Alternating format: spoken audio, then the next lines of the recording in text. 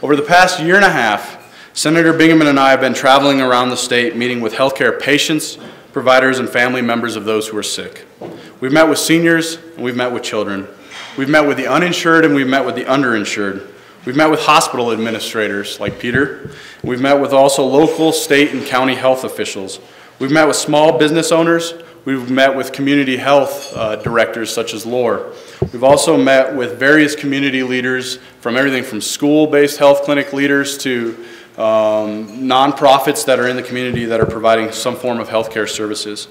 And not only has the reality that what affects one directly affects all indirectly become increasingly apparent and evident in these conversations, but also how healthcare reform strikes at the very essential questions underlying King's assertions here. Questions like, what does it mean to live together in community? What does it mean to care for one's own neighbor? What does it mean to understand oneself as interconnected, to care for those who are sick, who are elderly, who are children, who are veterans, and ultimately who are the most vulnerable in our society today? And I think it's in wrestling with these very questions, not only did our office and the Senator gain a deeper understanding of this network of mutuality that King speaks of, but also just how the injustices within our healthcare system were endangering the health of individual New Mexicans, causing harm to the well-being of New Mexican families, and ultimately threatening the very fabric of justice in our nation today. So before we get into the nuts and bolts of reform and what all the specific components and the main components that every New Mexican should know about healthcare reform, I want to look at some of these injustices from a coverage, affordability, and economic perspective. So prior to reform, 1 in 6 Americans had no health insurance.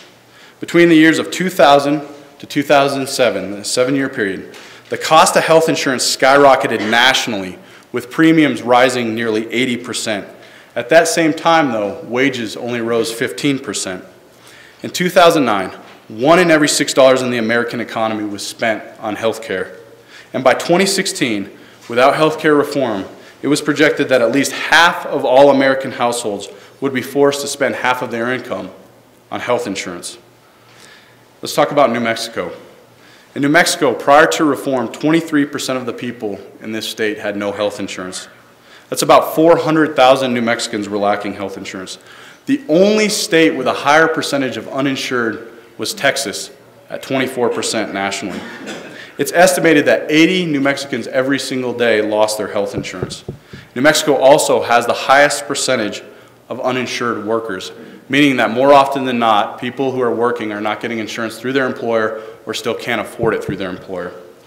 Those of us with insurance also know that insurance rates and premiums continue to escalate at unsustainable and unacceptable levels. In the year 2000, the average insurance premium for a family of 4 in New Mexico was about $6,222. So that's just 10 years ago. By 2006, this rate nearly doubled to $11,279. Even more alarming is the fact that without reform, by 2016, the average family of 4 in New Mexico was projected to pay $28,533 a year in their premiums. How many of you know New Mexican families that could pay $28,000 a year in their premiums? Anybody? Most New Mexican families would find that abhorrent, unsustainable, and unacceptable, and so did our office. And I think that you have to understand those realities to say, we need to do something, we needed to do something. And I think you have to understand that context. The fact is, New Mexico has the highest insurance premium rate escalation in the country. Our rates go up faster than any other state. So, with that said, as you know, Senator Bingaman was a strong proponent of health care reform, and the Senator believes that the law is a step in the right direction that is going to greatly benefit our state and our nation. So what is this law known as? The law is known as the Patient Protection and Affordable Care Act. And the law as a whole is going to greatly increase health care coverage for New Mexicans. And what I'm going to do right here is basically